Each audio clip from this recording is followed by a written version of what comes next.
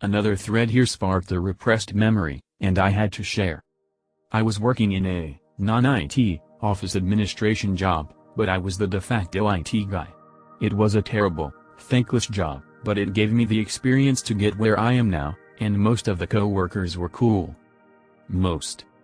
One day, I had to leave in a hurry and the main MFT was low on black toner, so I showed one of my co-workers where the toner was and left. Two things to explain. 1. This MFT had the easiest toner refilling I've ever seen. It was literally 3 steps beginning to end, and the toner came straight out and went right back in without any kind of finagling. 2. This particular co-worker was an idiot of the highest order. He had an IQ to rival that of a knockoff Chia Pet, and this was well known in the office. He was over 40 and had zero discernible, marketable skills of any kind. The kind of co-worker that is just demoralizing to be around, because somehow you both get paid the same amount. Like I said, I was in a hurry and absolutely had to leave. I had a tiny bit of faith in the aforementioned co-worker. I come in the next morning to find black toner all over the carpet in front of the printer. He had somehow decided that opening the toner cartridge itself was a part of the change process, and hadn't bothered to clean it up when he spectacularly failed. The result? No, the co-worker didn't get in trouble. I got in trouble for not staying to change the toner myself, and was told to not let it happen again. Oh, and I had to clean up the carpet. Ever had that distinct feeling of seething anger and hatred towards a guy, only to realize it's not really his fault and you're kind of left wondering what there is left to feel at all? That was me a few weeks ago. Quick backstory, we have sold 10 client PCs to a customer on which they had installed software we also sell. The end customer, who we'll call John, ended up not liking the software, so we were asked if we could provide something different. Demos were given and in the end they had chosen a software that was ideal for their situation. Our client sitter, who we'll name Fred, was also present and he was noting down and asking what the installation procedures were. Their sales guy, who we'll name Dan, was there too. Mind you, I was not present at this demo, so I had no idea who anyone was or what was exactly sold. My colleague, we'll call him George, was the one present at the demo and was also handling most of their questions regarding the new software. Fast forward 2 months and I get a call from Dan, who I at the time didn't know wasn't their IT guy. He said the software wasn't working properly and asked if one of us could drop by to fix it. I said that George was on holiday, so if they wanted his help specifically, they'd have to wait until he came back in about 2 weeks, but if I could provide any help, I wouldn't mind doing so. A week passes with no answer, so I figured they wanted to wait for George to come back. Then suddenly, I got a call from Dan. Dan, hi, is this George? Me, no, this is T. How can I help? Dan, oh, well, can I talk to George?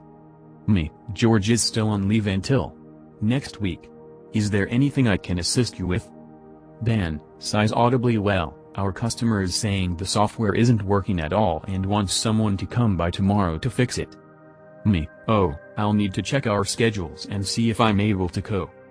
Dan, no, you don't understand, someone has to come or we'll lose this customer.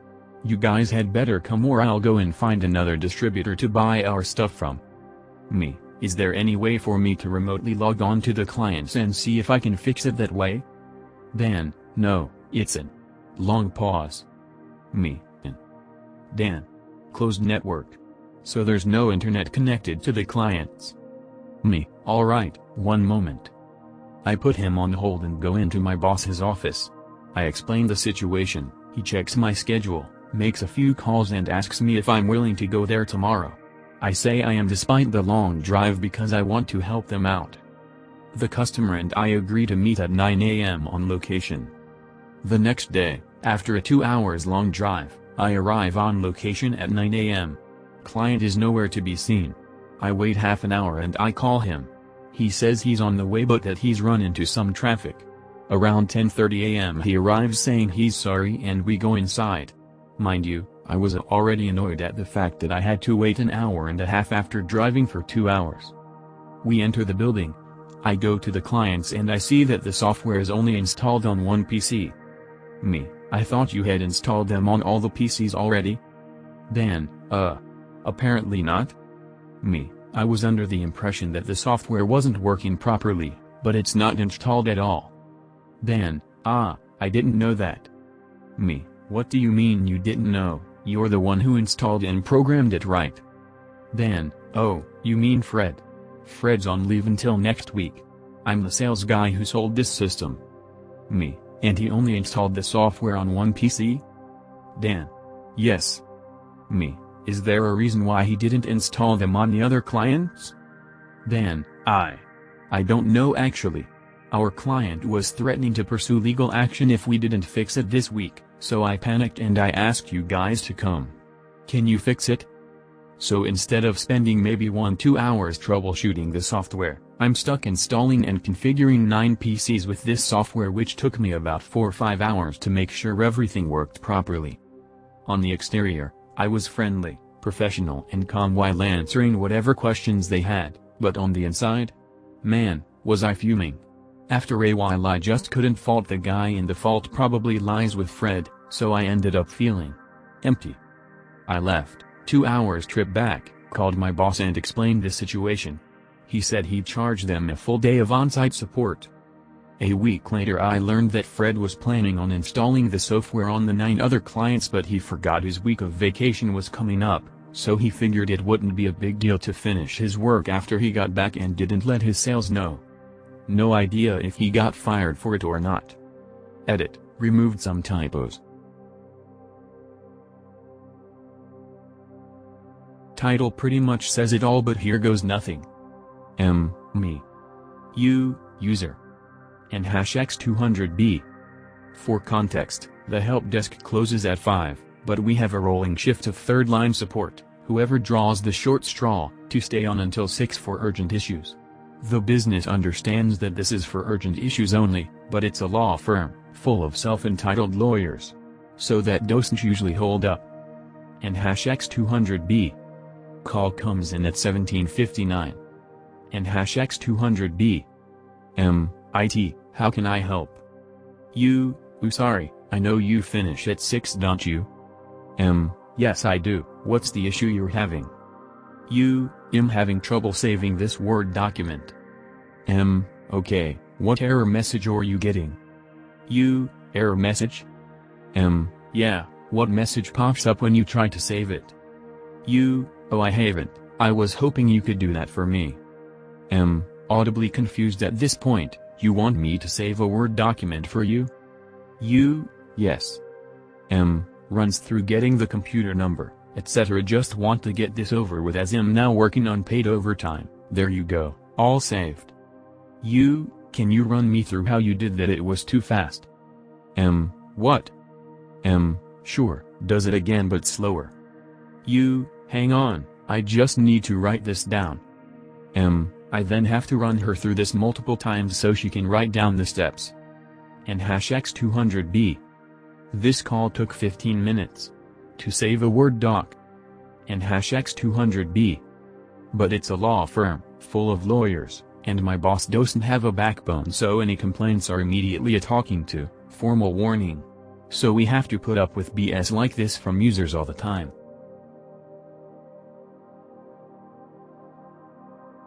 Another story. This time from corporate, not education. This time I was working for a company that likes some shutdown for 2 weeks over Christmas. When this happens, each department has a procedures manual to follow that shows them how to set voicemails, email replies, etc., and includes what to say. We are talking last day before I and help desk head off, and as we are powering down our machines for a long-deserved IT 2-week break. We actually close IT during this time. No upgrades, maintenance or help desk. Myself and one other keep an eye on any server, network alerts. Ring ring. Me, hello, IT. Reception, hey, we are leaving, can you please set our out of offices and change our voicemails? I scream internally. You see, we were all heading to the same party. They know the time it starts just like we do and assumes that we will do their work since they haven't done it yet. Me, sorry, we have already logged off and shut down our machines. Please follow the supplied holiday shutdown guide. It explains everything you need to do. Reception, we have shut ours down too, you will need to do it. Me, so turn yours back on. Setting the out of office and voicemails is not a IT job but an admin job. Reception. But we've already turned our gear off. So it's just easy for you and we can get going. Me, I'm sorry, but if we handle your request suddenly all departments will be asking us to handle theirs. You have the guide, please follow it.